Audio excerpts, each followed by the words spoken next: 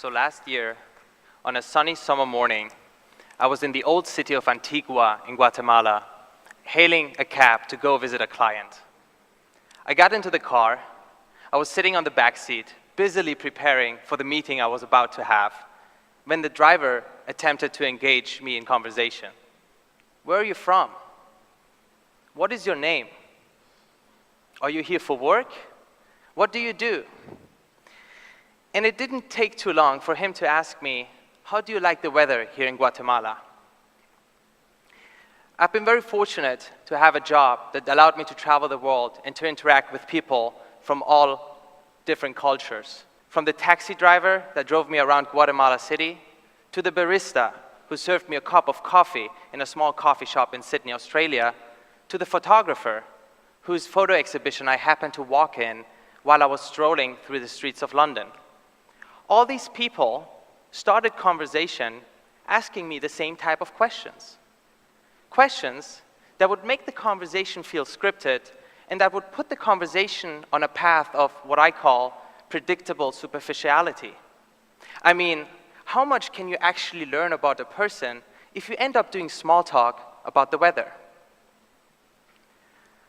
All of this changed sometime last year when I had the unexpected opportunity to participate in an event called a conversation gala.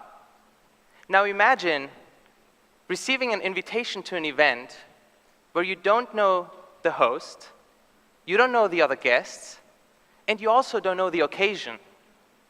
However, you do know that there's one rule that everyone has to stick to. You're encouraged to meet other people and have conversations, but you're not allowed to ask questions or discuss topics that can otherwise be discovered through the other person's Facebook profile. So I got to the event with absolutely no idea what to expect.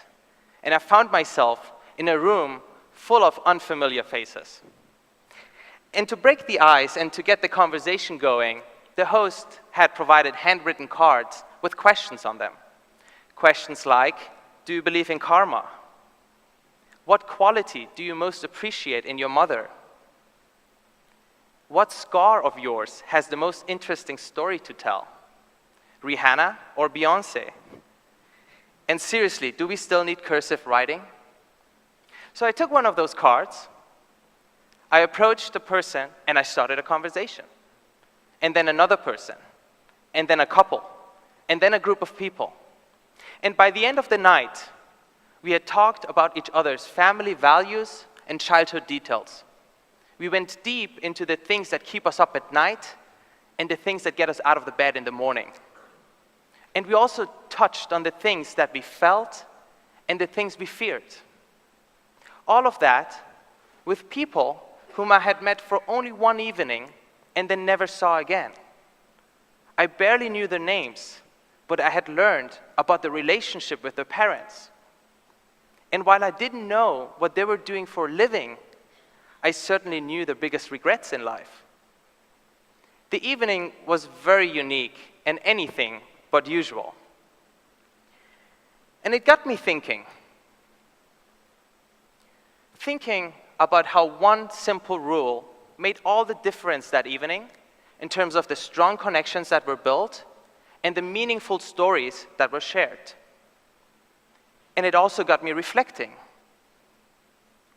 upon how often we have a chance to meet a new person in our lives and how sometimes these encounters end up being year-long friendships, while other encounters we cannot even remember a few years later. So what I didn't know that evening was that I was a guinea pig. I was a guinea pig in a social experiment hosted by a nonprofit company called Irrational Labs. The social experiment was based on a research paper published in the Journal of Psychological Science, which has found that more meaningful conversations can actually lead to increased levels of happiness and well-being. Not necessarily because the content of the conversation is of a more positive nature, but because deeper conversations help us find more meaning and importance in our own lives. Nevertheless, even when we're surrounded by the smartest people and the people that have the most interesting stories to share, we default to the lowest common denominator and small talk prevails. Researchers have also found that there's some things we keep doing even when we understand that they're not ideal for us. I think most of us would agree that using the phone behind the wheel can be lethally dangerous. In fact, 94% of all drivers surveyed support a ban on it. Nevertheless, drivers still pick up the phone.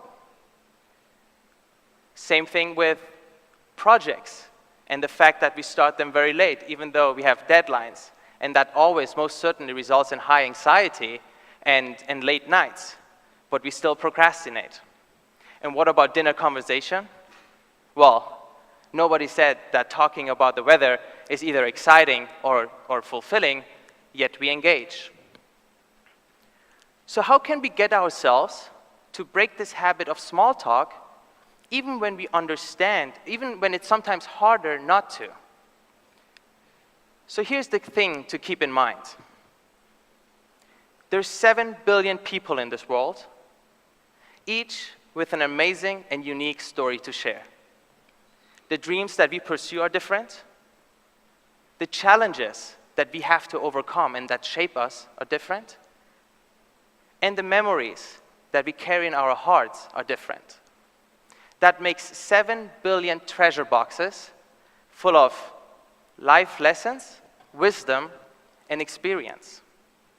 So the next time you meet someone for the first time and you lose yourself to the mere exchange of small talk, it is as if you went to a museum in which you could explore the beauties of our past and marvel at the wonders of our future, but instead you just sit there and you play on your smartphone. Why would you do that? Now imagine how much you can actually learn about someone and from someone if you approached each conversation with the innate curiosity that you normally demonstrate as an infant. How much you could learn if you embrace the unknown, knowing that each person out there can help you become a better version tomorrow of who you are today. And if you opened yourself to the vast possibilities of how one single encounter with someone can truly change the trajectory of your life. All it takes for us could be to be genuinely and authentically interested in the other person. Not necessarily by their title, their resume, achievements, or status, but in who they are as a human being and the story that they have to share. And oftentimes, it's the simplest people who can teach you the most. I could have asked the barista in Sydney about the weather in Australia, but I was rather interested in his motivation to be a barista. So I asked him, what makes you so passionate about coffee? And he told me that his grandfather had migrated from Italy to Australia and that it has been a family tradition for over 5 generations to work as a barista. The photographer, whose exhibition I happened to walk in, I didn't ask him how his exhibition went. I was rather interested in his memories. So I asked him, which of your pictures evokes the most profound memories? He then walked me to a photograph describing it the last picture he took as a homeless person living on the streets of London. And my taxi driver in Guatemala, I could have asked him, how is your day? But I was rather interested in his emotions. So I asked him, what made you happy today?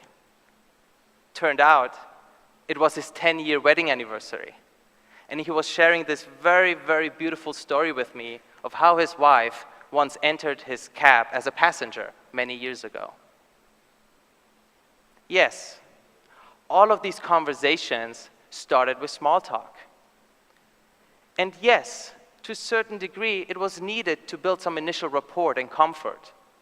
But the key was really to get off this track of predictable superficiality and really touch on the things and topics that make us who we are, our motivations, our memories, and our emotions.